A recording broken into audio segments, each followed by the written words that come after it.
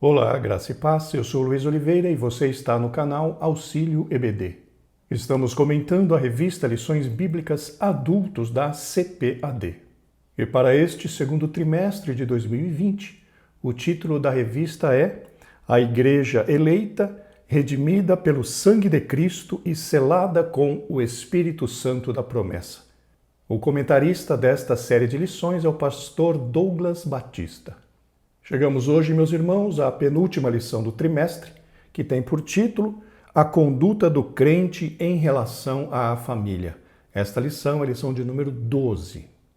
Antes de iniciarmos a lição propriamente dita, gostaria só de relembrar aos irmãos que para o próximo trimestre nós estaremos seguindo a determinação da CPAD, se utilizando da lição de 1993, escrita pelo pastor Eurico Bergsten, conforme eu mencionei na lição de número 10. A lição ainda não está disponível essa semana, ali na CPAD, mas segundo fui informado, a revista vai estar disponível a partir do dia 15. Então estaremos nos esforçando para adquirir esta revista, para poder passar para os irmãos. De qualquer forma, meus irmãos, já iniciamos nessa semana que está terminando a digitalização da revista de 93. Eu tenho a revista aqui em casa, iniciamos a digitalização dela, provavelmente durante esta semana iniciaremos a publicação dela no nosso site Estudantes da Bíblia. Isto posto, vamos para a lição. Conforme mencionei, estamos na lição de número 12, que o título é A Conduta do Crente em Relação à Família. Chegamos agora a um dos assuntos mais importantes, sob meu ponto de vista, abaixo da salvação em Cristo Jesus: o trato com a família. Dentro da escala de prioridades, meus irmãos, da vida humana, a primeira delas, sem dúvida nenhuma, é o nosso relacionamento com Deus. A segunda prioridade é o nosso relacionamento com o nosso cônjuge. Já a terceira prioridade é o relacionamento com os nossos filhos. E depois, da quarta prioridade em diante, são todas as outras coisas.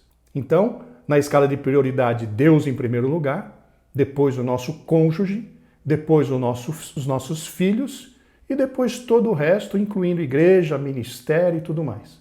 Se nós não entendemos e praticamos esta escala de prioridades, normalmente nós temos muitos problemas no que diz respeito à nossa família. Que Deus nos dê graça, meus irmãos, para que nos conscientizemos da importância de nós lidarmos com o nosso cônjuge, para aqueles que são casados, lidarmos com os nossos filhos, para aqueles que os têm, lidarmos com os nossos pais, para aqueles que ainda, graças a Deus, os têm junto a si.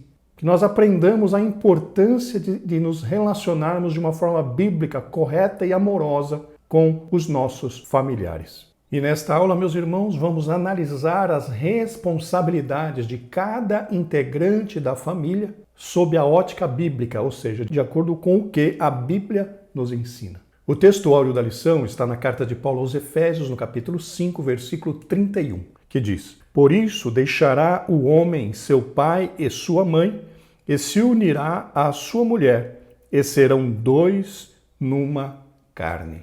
Encontramos, meus amados irmãos, neste versículo escrito por Paulo, a repetição do que Adão mencionou lá atrás no livro de Gênesis, no momento em que ele recebeu Eva como sua esposa. Leiamos Gênesis 2, versículos 23 e 24 na Almeida Revista e Corrigida.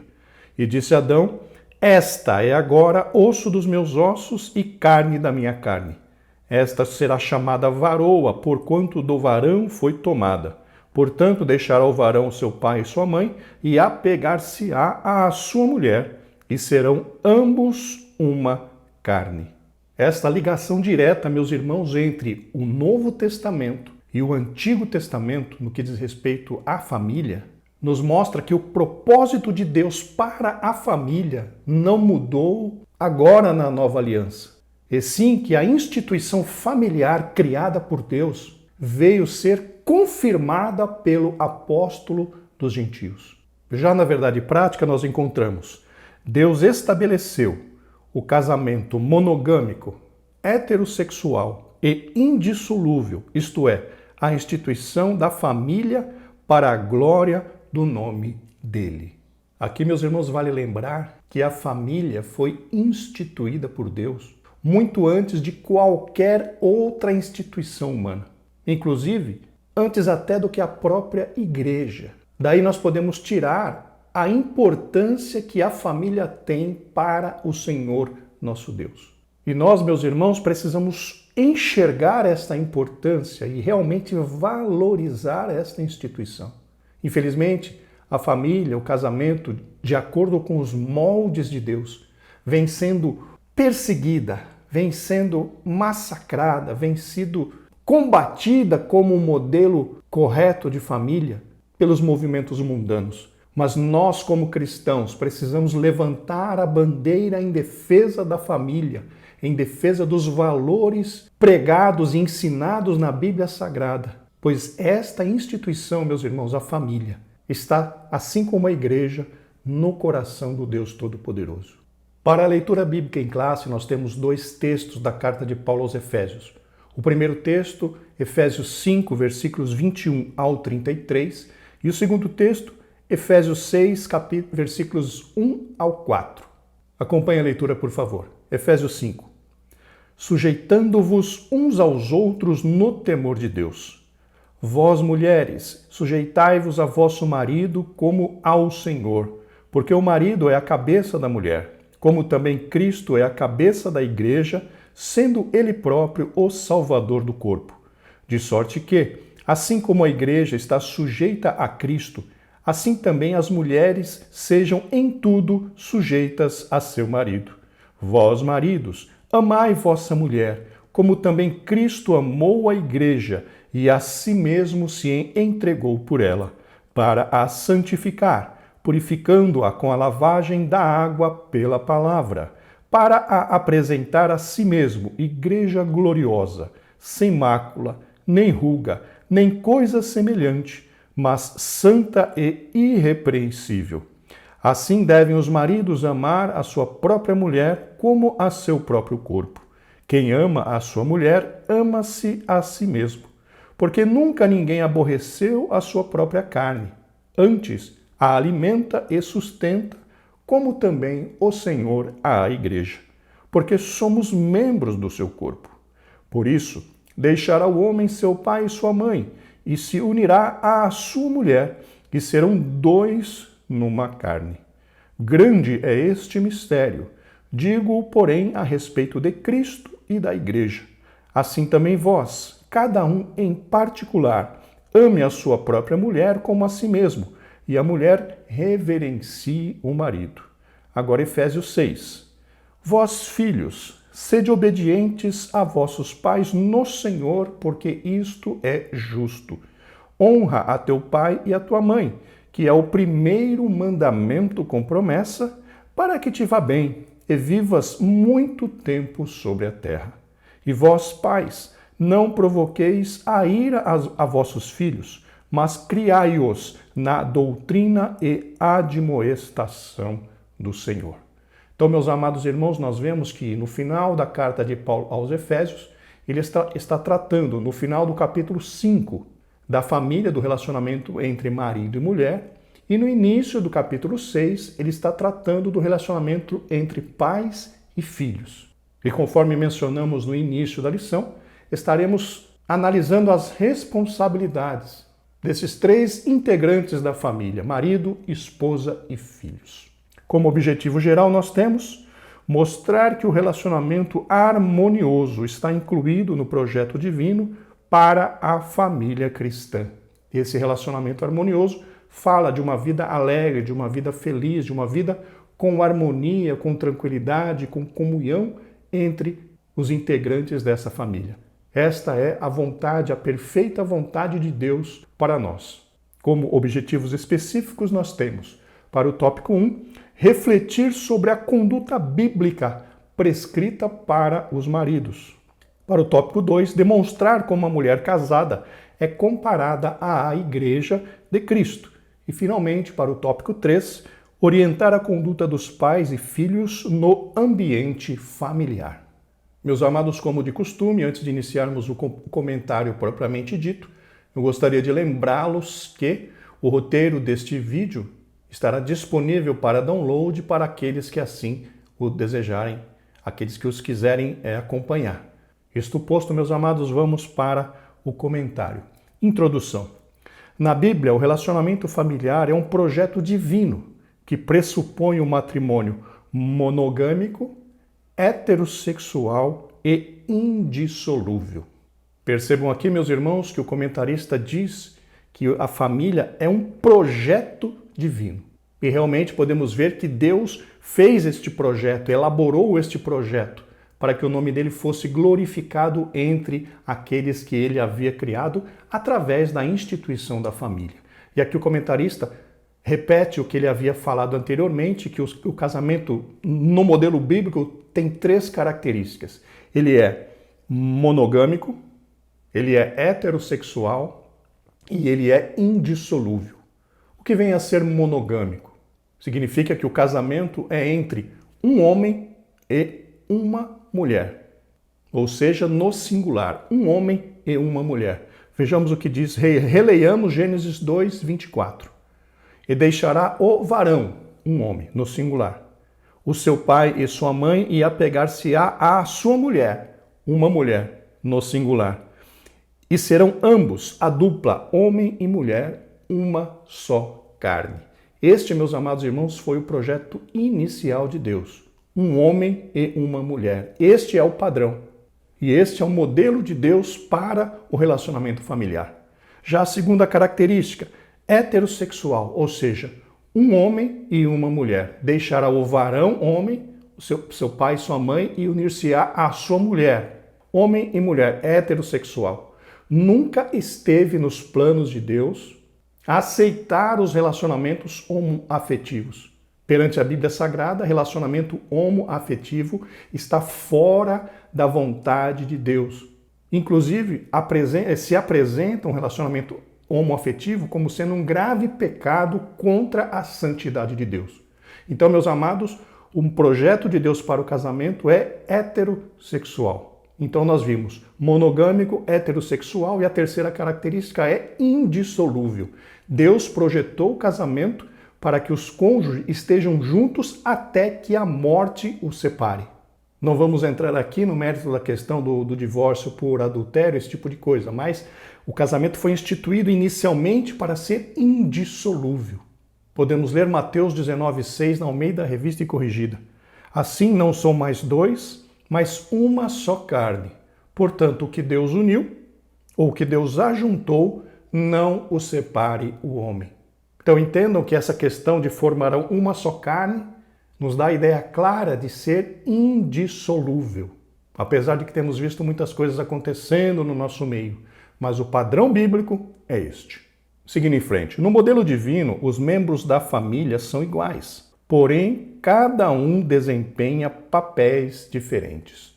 Aqui, meus irmãos, nós vemos aquele conceito que eu tenho batido na tecla muito e muito aqui durante as ministrações das aulas. Nós, diante de Deus, temos o mesmo valor, somos iguais. Vamos fazer a releitura de Gálatas no capítulo 3, versículos 26 a 28, na Almeida Revista e Corrigida. Porque todos sois filhos de Deus pela fé em Cristo Jesus. Porque todos quantos fostes batizados em Cristo, já vos revestistes de Cristo.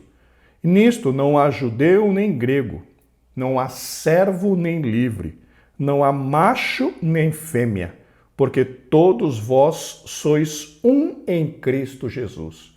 Então, meus queridos irmãos, a nossa união em Cristo Jesus nos tornam um, nos tornam de mesmo valor, nos tornam de mesma importância no reino de Deus. Cada um de nós recebendo de Deus uma função, cada um de nós recebendo de Deus um dom, cada um de nós recebendo de Deus uma obra a ser realizada. Que isso fique muito claro para todos nós. Em frente, meus amados, nesta lição veremos a conduta requerida por Deus para a família cristã, conforme já mencionamos anteriormente. Como ponto central nós temos o relacionamento familiar é um projeto divino. Aqui temos a repetição do que nós lemos ali no objetivo geral da lição. Chegamos então ao tópico 1 que diz a conduta do crente como marido. No capítulo 5, Paulo enaltece o matrimônio e o eleva ao mais alto patamar, ao comparar o marido a Cristo e a esposa à igreja. Neste tópico, estudaremos a analogia referente ao marido. Queridos irmãos, nesse capítulo 5 da carta de Paulo aos Efésios, nós encontramos uma das mais contundentes afirmações a respeito da importância da família aos olhos de Deus. Paulo fez uma comparação entre a relação marido e mulher com aquela relação entre Cristo e a igreja. E esta comparação, meus irmãos, nos traz uma confirmação inegável de como é que Deus olha para a família. Como é que Deus valoriza esta questão do relacionamento familiar. E a prova disso é, como eu já disse, esse paralelo feito por Paulo, a comparação entre relacionamento marido e mulher com o relacionamento Cristo e a sua igreja. Vejam então a importância deste assunto para Deus. Família, meus amados irmãos, está no coração de Deus. Subtópico 1. O papel do marido como líder da família. Na Bíblia, a ordem de autoridade é observada do seguinte modo: Deus é a cabeça de Cristo, Cristo é a cabeça do homem e o homem é a cabeça da mulher. A relação dentro do lar é explicada na frase: o marido é a cabeça da mulher, como também Cristo é a cabeça da igreja. Aqui, meus irmãos, precisamos definir a autoridade. Autoridade, segundo o dicionário, tem o seguinte significado: direito ou poder de ordenar, de decidir, de atuar, de se fazer obedecer. Meus irmãos, no meu ponto de vista, na nova aliança, não conseguimos vislumbrar um relacionamento entre marido e esposa, onde o marido simplesmente mande e ordene e a esposa simplesmente obedeça. No meu entendimento, esta palavra escolhida, autoridade, não foi muito feliz. Mais uma vez, no meu entendimento, ser o cabeça não dá autoridade ao homem para mandar na sua esposa.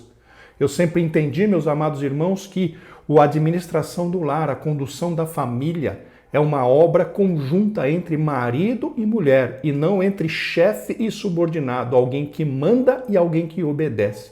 Não é esta a visão que eu tenho, a visão bíblica que eu tenho a respeito do relacionamento entre marido e mulher. Então, gostaria só de trazer este entendimento aos irmãos, que no meu entendimento, volto a dizer, pelo que eu tenho visto na Bíblia Sagrada, utilizar esta palavra autoridade sobre a mulher, ou seja, o direito de mandar na mulher, não condiz muito com aquilo que nós vemos na Bíblia Sagrada a respeito desse relacionamento tão importante que é marido e esposa na administração do lar. É importante também lembrarmos, meus irmãos, que ser líder não quer dizer que tem autoridade sobre. Os pais têm autoridade sobre os filhos, mas o marido, no meu entendimento, não tem autoridade sobre a esposa. O marido não manda na esposa, o marido é o líder, que é diferente de ser um dono, um chefe ou coisa que o valha. Que fique muito claro para os irmãos este meu posicionamento a respeito do assunto. Continuando, meus amados, ela mostra um modelo de relacionamento do casamento cristão. Isto é, o marido deve liderar a sua casa do mesmo modo como Cristo lidera a igreja visando o seu absoluto bem-estar. Aqui, meus irmãos, devemos incluir a definição de liderança. Liderança é a arte de quê? De motivar um grupo de pessoas a atuar na busca de um objetivo comum. Vejam que interessante essa definição. Liderar não é mandar, liderar é motivar um grupo de pessoas. A quê? A caminhar, a lutar, a se dirigir para o atingimento de um objetivo comum. Isto é liderança. Não tem nada a ver com ser chefe, não tem nada a ver com aquela postura de ser aqui quem manda sou eu. Meus irmãos, não é este o modelo, não é este o modelo de chefe subordinado, de marido que manda e esposa que obedece, não. A administração é compartilhada. A mulher foi feita por Deus para ser uma adjutora, alguém que coopera, alguém que ajuda, alguém que dá suporte, não simplesmente uma empregada, alguém que obedece a um patrão. Que nós deixemos muito claro este relacionamento, porque uma falta de entendimento nessa questão tem trazido muita confusão nas famílias, não apenas confusão, mas também tristeza, porque alguns, principalmente os mais antigos, se colocavam na posição de manda-chuva, aqui quem manda sou eu. E na realidade a administração do lar é uma administração compartilhada. O homem lidera, mas com a ajuda, com o apoio, com o suporte da sua esposa. O homem não pode decidir nada sozinho. O homem não pode fazer as coisas sozinho, assim como também a mulher não pode decidir as coisas sozinha. A liderança é uma liderança compartilhada, o marido como líder, isso é inegável, meus irmãos, o marido como cabeça, o marido como líder. Não dá para negar essa ordenança bíblica, mas eu quero dizer o seguinte, que a mulher atua como ajudadora, adjutora, aquela que dá suporte. Então, todas as decisões tomadas em família, na família, pelo casal, tem que ser decisões conjuntas. Os dois decidirem, os dois definirem e os dois atuarem no sentido a que essas decisões sejam cumpridas. Muita confusão tem surgido, mas nós precisamos esclarecer estas questões. Seguindo em frente, meus amados, aqui é necessário ressaltar uma questão importante. O movimento feminista, com viés neomarxista, considera este modelo de família como um sistema opressor do homem contra a mulher. Ao contrário deste falacioso discurso, nas Escrituras, o modelo cristão está fundado no amor e no respeito mútuo. Queridos irmãos, eu não apoio o feminismo. Entendo que o feminismo é uma deturpação dos princípios estabelecidos por Deus, tanto para homem quanto para mulher, na Bíblia Sagrada. Porém, como nós acabamos de mencionar, houve durante muito tempo uma confusão em relação a essa questão do homem ser colocado na Bíblia como líder. Muitas pessoas confundiram essa questão, trazendo realmente, de uma certa forma, alguma opressão sobre as mulheres. Isso é fato, isso nós conseguimos ver na história. Porém, a orientação bíblica é diferente. Como eu acabei de falar para os irmãos, o líder não é alguém que detém a autoridade total, a completa, que manda e as pessoas obedecem. O sistema de administração familiar instituído por Deus é uma instituição conjunta, é um trabalho conjunto entre marido e mulher, até porque, como nós já lemos em Gálatas 3, não existe alguém mais importante do que o outro. Deus instituiu que o homem precisa ser o líder, mas isso não desmerece a postura e a posição da mulher, de forma alguma. Mas como eu já disse, por conta de uma má interpretação, muitas vezes, desse texto, e também da história, e também dos costumes, as mulheres sofreram muito nessa questão, mas hoje nós lutamos, meus irmãos, para que estas coisas mudem. Como eu já disse, eu não apoio o feminismo, mas dentro da Bíblia Sagrada nós entendemos que o valor de homem e de mulher é o mesmo. Eles apenas têm funções diferentes. Ocorreu algo muito terrível na vida da mulher. Percebam que lá em Gênesis, quando Deus fez a mulher e a entregou para Adão, ela tinha o mesmo valor de Adão como adjutora. Porém, meus irmãos, quando Eva deu ouvidos à serpente e pecou contra Deus, ela perdeu a sua autonomia e Deus a colocou como punição pela sua atitude, pela sua desobediência. Deus a colocou debaixo da ordem do homem. Ou seja, Deus diz ali em Gênesis que a vontade da mulher seria dirigida pelo homem. O homem dominaria a mulher. Por quê? Por conta do pecado. E nós veremos um pouquinho mais para frente na lição que a mulher passou até meio que ser propriedade do homem. É como se fosse um objeto. E aí os irmãos sabem, a mulher sofreu, a mulher não tinha valor, a mulher não tinha isso, não tinha aquilo. Mas, meus irmãos, mais uma coisa importante do Evangelho é que quando o Senhor Jesus Cristo morreu na cruz do Calvário e instituiu a igreja, ele restituiu a mulher na sua posição de adjutora. Ele tirou a mulher daquela posição de serviço, né, de serva, de propriedade dos homens, e colocou a esposa, a mulher, ocupando o seu lugar original, o lugar onde Deus havia previsto e projetado que ela ocupasse, que é o lugar de adjutora, de adjudadora.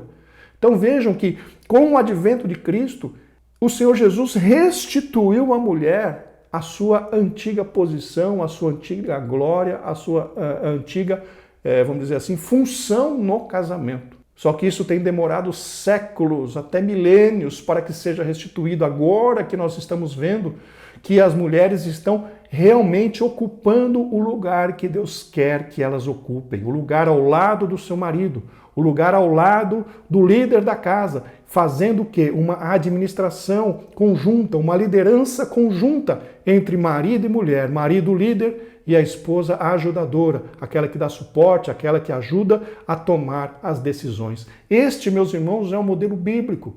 E vamos continuar lutando contra o mau entendimento e trazendo harmonia para o lar. Precisamos quebrar essa questão do machismo dentro dos lares. Precisamos quebrar esta visão de que o homem é o chefe, o homem é o que manda, o homem é o que determina e a esposa e os filhos têm que tão somente obedecer. Que nós, maridos, que nós, homens, possamos olhar para a nossa esposa não como uma empregada, não como alguém que tenha que nos obedecer, mas alguém que venha nos ajudar a carregar este pesado fardo, que é liderar uma família, que é tratar de filhos, que é tratar da vida em comum. Que Deus nos dê graça, meus irmãos, para que nós ajustemos a nossa visão de acordo com o que a Bíblia claramente nos ensina.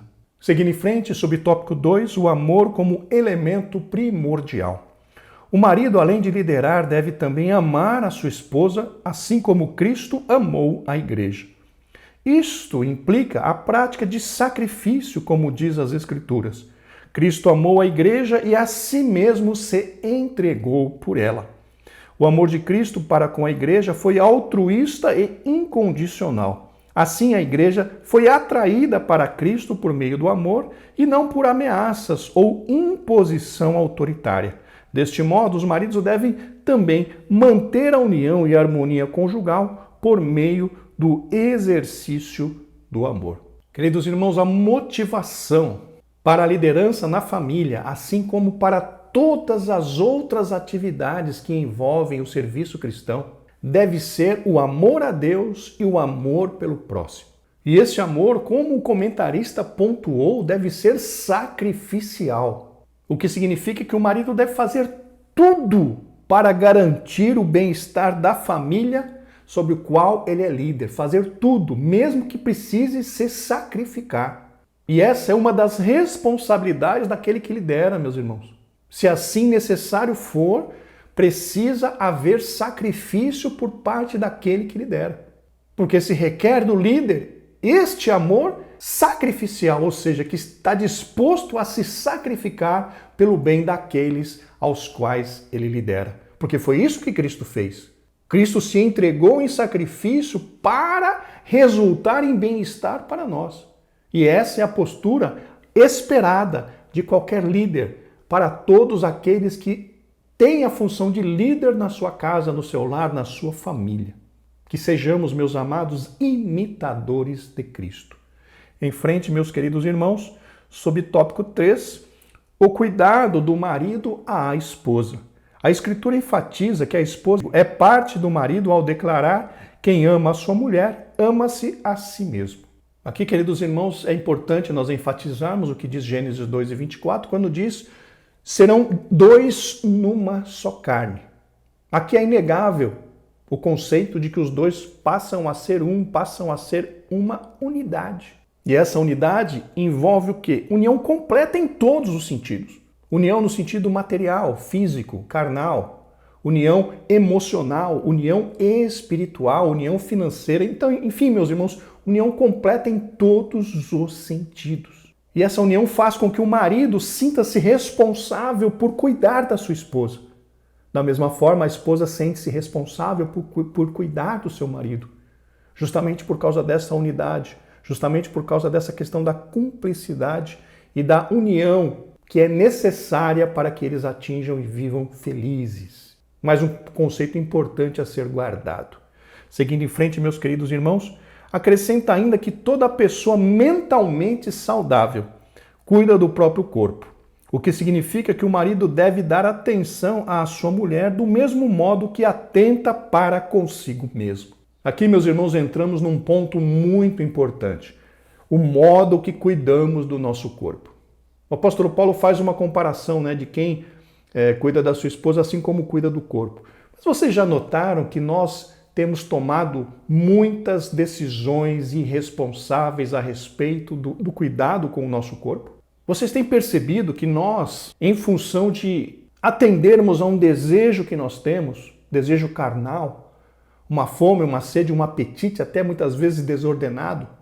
Temos comido mal, comido coisas que atrapalham a nossa saúde. Temos bebido coisas que têm atrapalhado a nossa saúde. Eu não estou dizendo aqui bebidas alcoólicas, apesar de que infelizmente muitos têm entrado por este caminho. O que eu quero dizer aqui, meus irmãos, é que nós temos desenvolvido maus costumes em relação ao cuidado do nosso corpo. Temos comido mal, temos comido tanto mal em qualidade quanto em quantidade, temos bebido mal, temos negligenciado a necessidade de atividades físicas. Eu me incluo nessa condição, principalmente agora em tempos de pandemia, que praticamente não se pode sair de casa só para fazer o que é essencial. Nós temos ganhado peso, nós temos, enfim, estragado, entre aspas, o nosso corpo físico.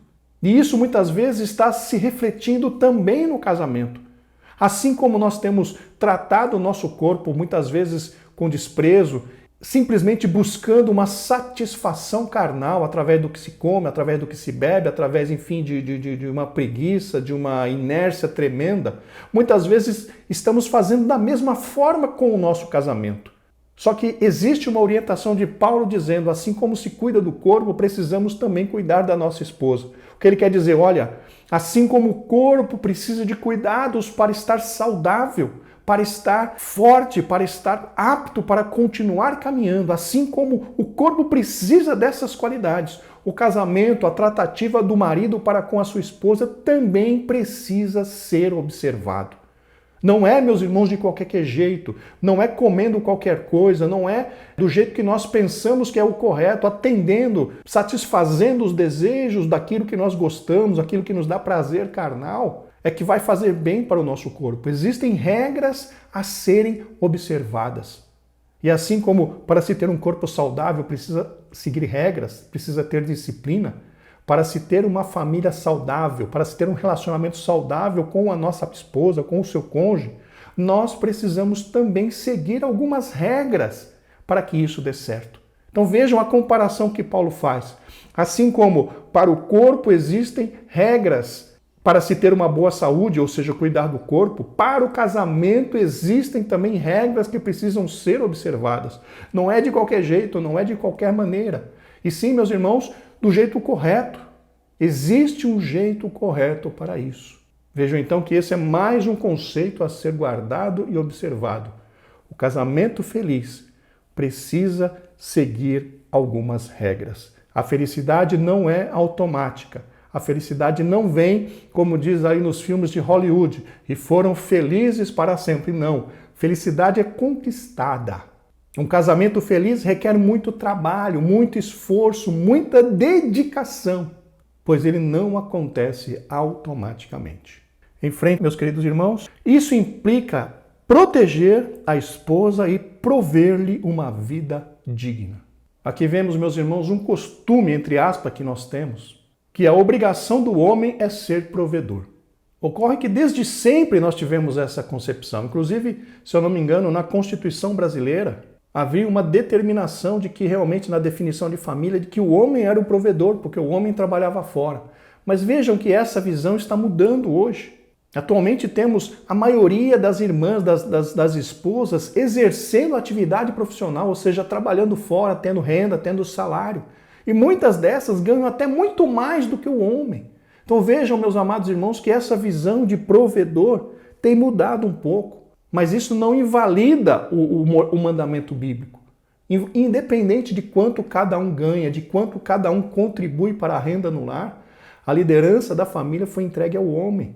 E a mulher está ali para ajudá-lo, para que os dois façam uma liderança compartilhada, o marido como líder e a esposa como ajudadora. E agora, sem mais esta visão de que a mulher depende no sentido de que nós ouvíamos falar no passado, a mulher é dependente do homem. Hoje em dia, meus irmãos, este conceito está, vamos dizer assim, sendo deixado de lado, pois os dois estão construindo o futuro, os dois estão contribuindo para a renda da família. Então percebam que essa questão, essa relação entre o homem, a mulher dependendo do homem, está sendo deixada de lado. Tudo bem que muitas deturpações estão ocorrendo também nessa questão, mas aqui não conseguimos mencionar, não conseguimos tratar deste caso. Mas é importante nós notarmos que essa postura, essa posição ocupada pela maioria dos homens de provedor está sendo mudada hoje com essa questão da mulher ter ingressado no mercado de trabalho. Seguindo em frente, meus queridos irmãos, essas ações de cuidado não se limitam apenas às provisões materiais, mas igualmente ao afeto, à consideração e à honra, dentre outras. Queridos irmãos, o certo é que o homem, como líder e sacerdote da família, a ele cabe a provisão da cobertura espiritual, no sentido de exercer a sua função de sacerdote dentro da casa, dentro do lar, buscando a bênção de Deus sobre a sua família. Outro ponto que o apóstolo Pedro mencionou é a necessidade dos homens honrarem as suas esposas. Leamos o que diz 1 Pedro 3:7 na Almeida Revista e Corrigida. Igualmente vós, maridos, coabitai com ela com entendimento, dando honra à mulher como vaso mais fraco, como sendo vós os seus coerdeiros da graça da vida, para que não sejam impedidas as vossas orações. Percebam que Pedro estava dizendo, precisamos, maridos, dar honra às nossas esposas. Precisamos honrá-las, ou coabitar com ela com entendimento, identificando as suas necessidades, tentando suprir todas essas necessidades, pois essa também é uma obrigação nossa como marido, amar e suprir todas as suas necessidades, principalmente no que diz respeito ao emocional. Como eu disse no passado, como eu disse agora há pouco, as mulheres entraram no mercado de trabalho, as mulheres estão gerando renda, as mulheres estão contribuindo muito para a renda da família. Mas nós não podemos nos esquecer, meus amados irmãos, que as mulheres têm necessidades emocionais que precisam ser supridas, em primeiro lugar, pelos seus maridos. É nossa responsabilidade como marido suprir as necessidades emocionais da nossa esposa. Então, meus amados, precisamos honrá-las, precisamos nos preocupar com as suas necessidades, porque é isso que Deus espera de nós. Em frente, meus queridos irmãos, tal demonstração de amor deve ser sincera, tanto em público quanto em particular, de modo permanente enquanto ambos viverem. Conforme vimos no versículo 25 da leitura bíblica em classe, Deus nos ordena que nós amemos a nossa esposa. Isso não é condicional, isso é mandatório. Que nós valorizemos, irmãos, os nossos cônjuges, o nosso cônjuge, né? Cada um de nós só tem apenas um, como eu já mencionei, monogâmico, heterossexual e indissolúvel. Então cada um de nós só tem um cônjuge. Que valorizemos este cônjuge, segundo a Bíblia Sagrada nos ordena que o façamos, para que possamos desfrutar de vida feliz dentro da família. Glórias ao nome do Senhor. Queridos irmãos, vamos agora ao subtópico 2, a conduta da crente como esposa. Falamos do marido do tópico 1, agora vamos falar da esposa no tópico 2. De acordo com a analogia paulina em relação ao matrimônio, a mulher casada é comparada à Igreja de Cristo. Neste ponto, veremos a conduta requerida da esposa cristã. Então, meus amados, aqui veremos algumas responsabilidades da mulher cristã como esposa. Subtópico 1. O conceito de submissão cristã. As Escrituras ensinam a sujeição de uns aos outros no temor de Deus. Nessa perspectiva, alguns exemplos de submissão são apresentados: das esposas aos seus maridos, dos filhos a seus pais, dos servos aos seus senhores.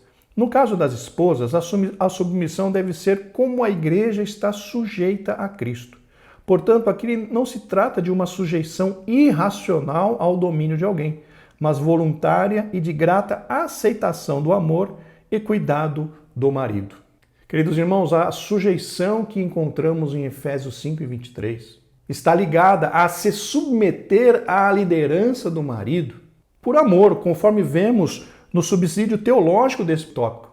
O que significa? Significa que a esposa cabe se sujeitar à liderança do marido, liderança essa exercida com amor e por amor. Lembrando que, como já mencionamos agora há pouco, a liderança foi entregue ao marido. Isso não tem, meus amados irmãos, como nós negarmos. É bíblico, é claro na Bíblia, o marido é o cabeça. O que nós precisamos definir e que estamos tentando fazer nessa aula é definir a abrangência dessa liderança, a abrangência dessa questão de ser cabeça, que é uma liderança feita com a ajuda da esposa. A esposa precisa se submeter, ou seja, estar debaixo da liderança do marido como ajudadora, como apoiadora, como aquela que ajuda a tomar as decisões. Mas é inegável, meus amados irmãos, a liderança é do homem. E isso, mais uma vez, eu quero deixar muito claro, repetindo para os irmãos. Essa liderança não significa que ele é o que manda, que ele tem autoridade completa, que ele manda e as pessoas obedecem. Pais têm autoridade sobre os filhos, sim. O pai manda e o filho obedece até uma certa idade. Porém, marido não manda na esposa. O marido tem a esposa como sua ajudadora. E a esposa se submete à liderança do marido porque precisa haver um líder. E Deus escolheu o homem. Outro ponto interessante desta palavra submissão, porque ela remete, ela aponta para uma questão dos dois estarem sob a mesma missão, ou seja, submissão, estarem sob a mesma missão, ou seja, envolvidos, engajados para atingir o mesmo objetivo. Não há nada a ver, não tem nenhuma relação entre eu mando e você obedece, no que diz respeito ao relacionamento entre marido e mulher. O marido não manda na esposa. O marido é líder, exerce a função de líder com a ajuda da esposa. E a esposa se submete à liderança deste marido, mas é, como eu já disse, uma liderança participativa, uma sujeição participativa, porque as decisões tomadas dentro do lar, dentro da família, precisam ter a participação dos dois, tanto do marido como líder, quanto da esposa como ajudadora. Seguindo em frente, meus queridos irmãos, por isso, nada há de depreciativo nesta conduta, pois retrata o alto nível de relacionamento entre Cristo e a sua amada igreja. Então aqui, queridos, nós vemos que quando é bem entendido essa questão da liderança do marido com a sujeição voluntária da esposa como ajudadora, não há opressão. Não há uma condição depreciada nessa questão da mulher se sujeitar à liderança do marido. Por quê? Porque foi a função que Deus deu a cada um de nós. Ao homem deu a função de ser líder. À mulher deu a função de ser adjutora, de ser ajudadora nessa função que o homem precisa desempenhar. Não há depreciação nisso, desde que sejam observados esses conceitos e princípios que eu coloquei para os irmãos. A partir do momento em que um homem assume uma posição, ao invés de ser líder, assume uma posição de chefe, de que manda, de autoritarismo dentro de casa, aí sim traz opressão e tristeza para a sua esposa. Mas se o homem entende essa questão de liderança, como nós estamos explicando, a vida da esposa fica uma maravilha. Por quê? Porque ela se alegra em ser participante das decisões tomadas dentro de casa. Ela se alegra porque se sente participante. O marido compartilha com ela os seus planos, os seus desejos, aquilo que ele pensa em fazer, e a mulher dá a sua opinião e os dois decidem o que deve ser feito. Isso é maravilhoso, meus irmãos. Não há nada de depreciativo nessa posição da mulher, porque foi essa a posição que Deus escolheu para ela. Mais uma vez eu digo, se o homem entende isso, ele melhora muito o seu relacionamento com a sua esposa e também contribui para o bom andamento das coisas dentro da sua casa, na sua família. Seguindo em frente, meus queridos irmãos, subtópico 2, a condição da mulher cristã. Na cultura judaica, a mulher ocupava posição secundária e era parte da propriedade de um homem, conforme falamos agora há pouco. Na sociedade grega, as mulheres eram tratadas como inferiores e as esposas eram escravizadas. Aqui, meus irmãos, nós já comentamos sobre isso, que Eva, infelizmente, por causa do seu pecado, perdeu aquela condição de igualdade, entre aspas, com o homem, de adjutora, e ocupou aquela posição de serva. Mas Cristo, conforme mencionamos, restituiu a posição da mulher àquela condição original planejada pelo Deus Todo-Poderoso. Em frente, meus queridos irmãos, no Evangelho de Cristo, as mulheres alcançaram posição de dignidade igual aos homens. Nós já lemos aqui Gálatas 3:28, que fala da igualdade, onde perante o Senhor não há homem, mulher, judeu, grego, mas todos somos, em Cristo, somos todos iguais, porque somos membros de um só corpo. Seguindo em frente, ao conversar com a mulher samaritana, Cristo quebrou paradigmas da época e se opôs ao preconceito e à discriminação. Aqui, irmãos, é muito importante nós lembrarmos que Cristo não quebrou apenas um paradigma. Cristo quebrou pelo menos 2 paradigmas. Primeiro lugar, ele sendo judeu, falou com um samaritano. Primeiro paradigma grande, porque judeus não se davam com samaritanos. E o segundo paradigma foi um homem falar com uma mulher. Também não era correto isso, não era visto com bons olhos. Mas percebam, o Senhor Jesus Cristo quebrou com uma única atitude 2 paradigmas grandes.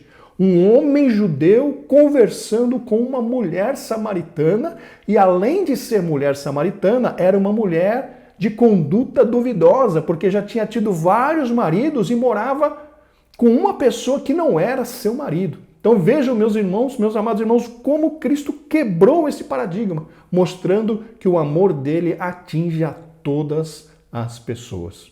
Louvado seja o nome do Senhor. Em frente, meus queridos irmãos, portanto, a mulher cristã desfruta de plena liberdade em Cristo e não está sujeita a nenhum sistema de escravidão. Meus irmãos, aqui nós já comentamos a respeito disso. No Calvário, o Senhor Jesus restituiu à mulher a sua posição original, desenhada pelo Deus Todo-Poderoso. Em frente, subtópico 3, reverência devida ao marido. O amor do marido para com a esposa deve ser altruísta.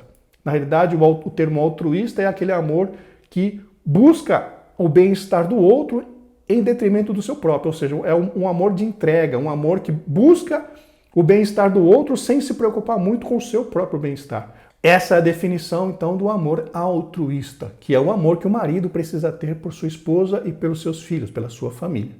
Seguindo em frente, esse amor serve ao propósito divino de capacitar a esposa a ser recíproca ao marido. O homem que assim se porta coopera para que a esposa o reverencie. Esta reverência consiste em estima e respeito para com o marido. Denota o sentimento que conduz a esposa a agir de modo a agradar seu amado. Essa postura é demonstrada quando ela o apoia e o ajuda em sua tarefa de liderar. Aqui, meus irmãos, existe um livro, Amor e Respeito, que é muito importante, muito interessante de ser lido. E nesse livro, o pastor menciona um conceito que ele entendeu na Bíblia, através da Bíblia, principalmente através desse texto de Efésios 5, do 22 ao 33, de que a maior necessidade que o homem tem é ser respeitado e a maior necessidade que a mulher tem é ser amada. Então, o título do livro é Amor e Respeito.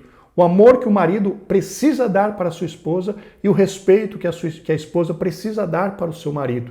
Se nós entendemos essa questão dessas necessidades, o nosso casamento é muito abençoado, porque a nós homens cabe amar as nossas esposas. E quando as esposas se sentem amadas, elas retribuem a nós com o seu respeito. Então vejam que é uma relação de reciprocidade. Você entrega aquilo que o outro precisa e o outro entrega aquilo que você precisa. E os dois vão crescendo, os dois vão se unindo e o nome do Senhor segue sendo glorificado. Seguindo em frente, significa que a esposa participa das decisões em família, porém não procede como opositora, nem desautoriza a autoridade de seu marido. Que, queridos irmãos, é aquela que nós já vimos comentado. Para a esposa é muito importante que ela participe das decisões tomadas em relação à família. O homem não pode fazer nada sozinho, assim como a mulher não pode tomar nenhuma decisão sozinha. Todas as decisões que envolvem a família precisam ser negociadas, conversadas e acertadas pelos cônjuges, antes de ser aplicadas no lar. E aqui o comentarista fala a respeito da mulher não ser opositora nem desautorizar a autoridade do marido. Isso, irmãos, é aquela questão de muitas vezes os dois brigarem na frente dos filhos, entrar em desacordo na frente dos filhos. Isso não é recomendado. O recomendado é que tudo seja ajustado e decidido, os dois dentro do quarto, para que depois o que for decidido seja aplicado sobre os filhos em perfeita união, em perfeita unidade. Seguindo em frente, meus queridos, chegamos então ao tópico 3, a conduta do crente como filho. Falamos do marido, da conduta do marido, falamos da conduta da esposa, agora trataremos da conduta dos filhos. Sobre o tópico 1, a responsabilidade dos pais. Os pais devem criar seus filhos na doutrina e admoestação do Senhor. Queridos irmãos, é muito importante que nós tenhamos em mente que a Bíblia é o nosso manual de vida e nela encontramos orientações para todos os aspectos relacionados ao nosso modo de viver. E em relação à educação de filhos, não poderia ser diferente. Nela nós encontramos poderosos conselhos a respeito de como devemos criar os nossos filhos. Feliz é aquele que observa nas Escrituras os conceitos e orientações que ela passa para nós, para que nós possamos ter filhos abençoados, filhos que venham a glorificar ao nome do Senhor. Vamos ler Provérbios 3, versículos 11 e 12, na Almeida Revista e Corrigida. Filho meu, não rejeites a correção do Senhor, e nem te enojes da sua repreensão, porque o Senhor repreende aquele a quem ama, assim como o pai ao filho a quem quer bem. Então vejam que Deus é preocupado com o nosso futuro e por conta disso Ele nos corrige, Ele nos repreende. Então, aqui nós vemos o primeiro ponto importante. Não dá para criar uma pessoa para glorificar a Deus sem disciplina. É necessário haver disciplina na criação dos nossos filhos. Vamos então, meus amados, para frente. A palavra doutrina ou disciplina, do grego paideia, significa orientação ou treinamento para desenvolvimento do caráter e pronta obediência das normas. O livro de Provérbios, meus irmãos, é repleto de conselhos e orientações a respeito da necessidade da disciplina. Porém, essa palavra disciplina causa desconforto em muitos pais, principalmente naqueles que foram tratados com muita dureza enquanto eram apenas filhos. Por causa desse histórico, entre aspas, terrível, de sofrimento durante a juventude, muitos pais, durante a infância e juventude, muitos pais meio que abrandaram, relaxaram no sistema de educação dos seus filhos, com medo, entre aspas, de que seus filhos sofressem como ele sofreu. E por conta disso, meus irmãos, abandonam essa questão da disciplina e simplesmente tentam cumprir todos os desejos dos filhos. Meus irmãos, isso é um erro tremendo. Nós não podemos transitar nos extremos, não podemos ter uma disciplina rígida, não podemos ter uma disciplina opressora, mas também não podemos viver sem disciplina. Temos como cristãos que ser equilibrados. Todo cristão precisa viver em equilíbrio, nem cá e nem lá. Nós temos que estar no meio, uma vida pautada por amor, uma vida pautada por disciplina, para que possamos ensinar aos nossos filhos os valores, os limites, da importância de se seguirem regras, a importância de se seguirem o que está estabelecido por lei. Então, quem entra nesses extremos, tanto de ser um espancador, uma pessoa terrível, uma pessoa que poda a liberdade dos seus filhos, quanto aquele que não corrige de forma nenhuma, esses dois irmãos vão incorrer em vão causar grandes problemas na vida dos seus filhos por criá-los dessa forma. Oxalá que nós possamos manter o equilíbrio, estar no centro, estar equilibrados, exercer a disciplina, mas uma disciplina baseada no amor, baseada na inteligência, baseada no planejamento. E a Bíblia é muito rica para nos ensinar a esse respeito. Inclusive, gostaria de ler um versículo em Provérbios, no capítulo 13, versículo 24, na Nova Versão Transformadora. Quem não corrige os filhos mostra que não os ama. Quem ama os filhos se preocupa em discipliná-los. Vejam aí, muito claro, Quem ama, disciplina. Quem não ama, abandona, entre aspas, deixa para lá e vai atendendo todos os desejos. Quem faz isso, irmão, cria um filho atendendo todos os desejos. Está criando uma pessoa que vai ter muita dificuldade na vida e provavelmente vai causar muitos problemas para os seus pais, muita tristeza para os seus pais. Que nós possamos viver um equilíbrio, uma vida equilibrada. Em frente, meus queridos irmãos, já a palavra admoestação, do grego noutesia, quer dizer instrução ou advertência que faculta, que facilita a distinção entre o bem e o mal. Queridos irmãos, a Bíblia é muito clara quando diz a respeito de que é de responsabilidade dos pais educar os filhos, instruir os filhos. Ainda em Provérbios, vamos ler Provérbios 1 e 8, na Almeida Revista e Corrigida. Filho meu, ouve a instrução de teu pai e não deixes a doutrina da tua mãe. Ou seja, cabe ao pai dar instrução ao filho, cabe à mãe doutrinar a criança, ou seja, trazer conhecimento, trazer entendimento, trazer limites para a vida dos filhos. E ao filho cabe dar ouvidos aos pais. Podemos ler ainda Provérbios 3, versículos 1 e 2, também na Almeida Revista e Corrigida. Filho meu, não te esqueças da minha lei e o teu coração guarde os meus mandamentos, porque eles aumentarão os teus dias e te acrescentarão anos de vida e paz. Meus irmãos, normalmente esse versículo é atribuído a Deus, Deus falando para os seus filhos para cumprirem os seus mandamentos, mas podemos tranquilamente usar esses versículos da mesma forma em relação ao filho obedecendo às ordenanças do Pai, aos mandamentos do Pai. Cabe da mesma forma, tanto nós, como filhos de Deus, obedecendo os seus mandamentos, como nós, como filhos dos nossos pais, atendendo às ordenanças dos nossos pais e honrando-os, porque isso é bom e agradável diante de Deus. Seguindo em frente, meus queridos irmãos, além dessas exortações, cabe aos pais estabelecer os parâmetros de conduta e reagir contra a desobediência de seus filhos. Essa reação contra a desobediência é justamente a aplicação da disciplina. Vamos ler o que diz Provérbios, no capítulo 23, versículos 13 e 14, na Nova Almeida Atualizada. Não deixe a criança sem disciplina, porque se você a castigar com a vara, ela não morrerá. Se você a castigará com a vara, ele livrará a alma dela do inferno. Meus irmãos, parece ser pesado isso, mas é verdade. Uma criança sem disciplina é uma criança sem limites. É uma criança que não obedece, uma criança que não tem honra, que não honra as autoridades, que não obedece às autoridades, que principalmente não honra e obedece os seus pais. Minha Bíblia diz que o primeiro mandamento com promessa é honrar e obedecer os pais. Quem não faz isso tem vida curta. Infelizmente, é uma verdade nua e crua. Que nós tenhamos amor pelos nossos filhos e tenhamos coragem também de trazer disciplina, de criá-los na doutrina e na admoestação do Senhor. Ensinando limites, ensinando o que é certo e o que é errado, para que a bênção de Deus alcance estas vidas. Seguindo em frente, meus queridos irmãos, o critério dessa educação está na palavra de Deus. Aqui o comentarista cita, Provérbios 22 e 6, instrui a criança, o menino no caminho que deve andar, porque até quando crescer não se desviará dele. Mas eu gostaria de ler Deuteronômio 6, versículos 6 e 7, na Nova Versão Transformadora, a respeito da responsabilidade dos pais de ensinarem a palavra de Deus para os seus filhos. Guarde sempre no coração as palavras que hoje eu lhe dou. Repita-as com frequência a seus filhos, ou seja, ensine a palavra de Deus a seus filhos.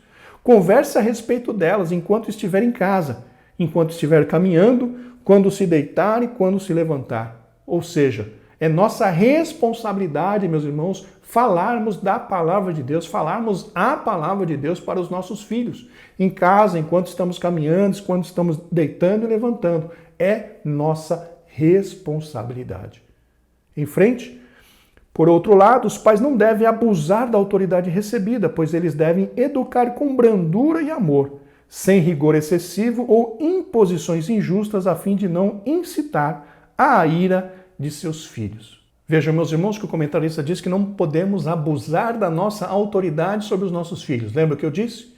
Os pais têm autoridade de mandar dos seus filhos. Mas o marido não tem autoridade de mandar na sua esposa. Não é uma relação de chefe e subordinado em relação a esposa e marido. Mas em relação a pais, em relação a filhos, eles têm autoridade, principalmente até uma certa idade, de determinar o que é melhor para os seus filhos. Só que essa relação não pode incitar os filhos à ira, porque é uma prática que precisa ser baseada no amor, precisa ser aplicada através do amor dos pais pelos filhos, para que eles não se irritem, para que eles não se rebelem contra a direção dos pais. Antes de tudo, irmãos, precisamos ser justos com os nossos filhos. Antes de tudo, precisamos exercer amor para com eles, obedecendo a palavra de Deus e amando-os, como a Bíblia nos orienta que devamos fazer. Em frente, subtópico 2, a conduta requerida dos filhos. O dever dos filhos é apresentado de forma objetiva pelo apóstolo. Vós, filhos, sede obedientes aos vossos pais. A explicação para essa postura é categórica, porque isto é justo. Entendam, meus irmãos, que isso que o comentarista comentou, que a conduta requerida dos filhos, a obediência dos filhos em relação aos pais é requerida por Deus, é algo mandatório, é algo ordenado por Deus. Inclusive, a desobediência dos filhos em relação aos pais era algo inaceitável na velha aliança. Vamos ler o que está escrito, né, em Deuteronômio 21, dos versículos 18 ao 21, onde o que acontecia com o filho rebelde, o que acontecia com aquele filho que, mesmo sendo disciplinado, mesmo sendo castigado, que não quisesse obedecer e honrar os seus pais, vamos ver o que acontecia com ele. Deuteronômio 21, versículos 18 ao 21, na nova versão transformadora. Se um homem tiver um filho teimoso e rebelde, que não obedece ao pai nem à mãe, apesar de eles o disciplinarem, o pai e a mãe levarão o filho até a porta da cidade e dirão às autoridades ali reunidas: esse nosso filho é teimoso e rebelde e se recusa a obedecer, é mau caráter e vive bêbado. Então todos os homens da cidade o executarão por apedrejamento. Deste modo, vocês eliminarão o mal do seu meio e todo Israel ficará sabendo disso e temerá. Então vejam, meus irmãos, como é que os israelitas tratavam a desobediência dos filhos. Um filho contumaz, um filho rebelde, que mesmo depois de ser disciplinado, continuava ainda desobedecendo aos pais. Na lei de Moisés, esse filho precisava ser apedrejado para que tirasse o mal do meio do povo. Então vejam, hoje ninguém vai ser apedrejado por desobedecer aos pais. Porém, meus irmãos, isso é um grande pecado. Isso é um grande erro que os filhos muitas vezes praticam contra os seus pais. E é um erro que, infelizmente, vai ser cobrado por Deus. Vamos em frente, então? Ela segue a ordem natural divinamente estabelecida, pois Deus deseja que os filhos confiem na sabedoria de seus pais. Para ratificar este ensino, o apóstolo cita o 5º mandamento: honra a teu pai e a tua mãe. Assim, os filhos devem obedecer e honrar os seus pais. Aqui é importante, meus irmãos, nós frisarmos que é da responsabilidade dos pais cuidar dos filhos, instruí-los até que eles formem a sua própria família. Porque, como nós lemos lá em Gênesis 2:24, deixará o varão seu pai e sua mãe e se unirá à sua esposa. Ou seja, o filho sai debaixo da autoridade e supervisão do pai, vamos dizer assim, cuidado do pai, para formar uma nova família.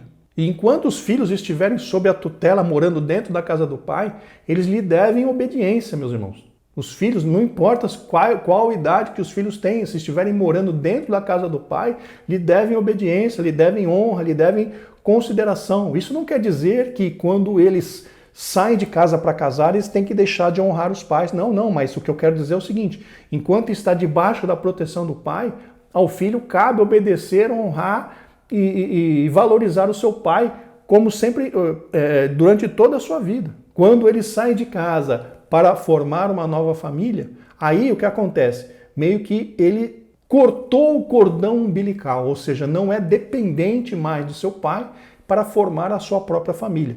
Mas como eu já disse, ainda dele é requerido a honra ao seu pai, ao respeito ao seu pai e ter o seu pai como sendo um conselheiro para a sua vida. O mesmo vale para a mãe. A mãe, quando a moça sai de casa para se casar, enfim, a mãe passa a ser uma conselheira, a mãe passa a ser alguém que vai ajudar essa moça, ajudar este filho também com o seu aconselhamento. É muito importante que nós tenhamos isto em mente. Seguindo em frente, meus queridos irmãos, logo, obedecer significa cumprir o que é ordenado. E honrar envolve amor, respeito e até mesmo o sustento em caso de necessidade. Portanto, a obediência é devida enquanto os filhos viverem sob a tutela dos pais, e a honra é um dever para a vida toda, conforme nós mencionamos agora há pouco. Subtópico 3, mandamento com promessa. Aos filhos que obedecem e honram seus pais, uma promessa dupla lhe é assegurada, para que te vá bem e vivas muito tempo sobre a terra. Essas bênçãos incluem prosperidade exterior e vida longa. Inclusive, meus amados irmãos, quando lemos a leitura bíblica em classe, em Efésios 6:2, Paulo cita que este mandamento, que é o 4º mandamento da lei de Moisés, é o primeiro mandamento que traz uma promessa em si, para que te vá bem, para que te vás bem e vivas muito tempo sobre a terra. Ou seja, o primeiro mandamento que vem junto com uma promessa de bênção e uma promessa de prosperidade. Na verdade, uma promessa de vida longa e prosperidade. Vejam que interessante. Vamos em frente.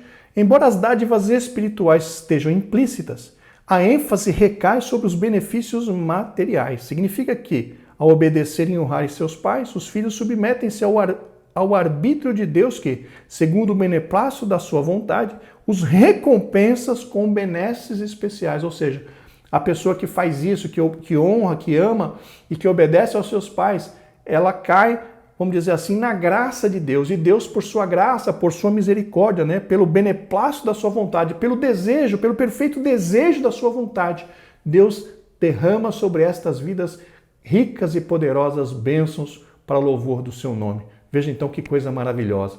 Meus amados irmãos, estamos encerrando então, vamos para a conclusão. No modelo divino, todos os membros da família cumprem deveres específicos.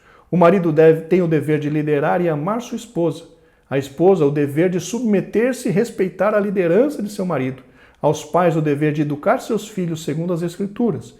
Aos filhos, o dever de obedecer e honrar seus pais.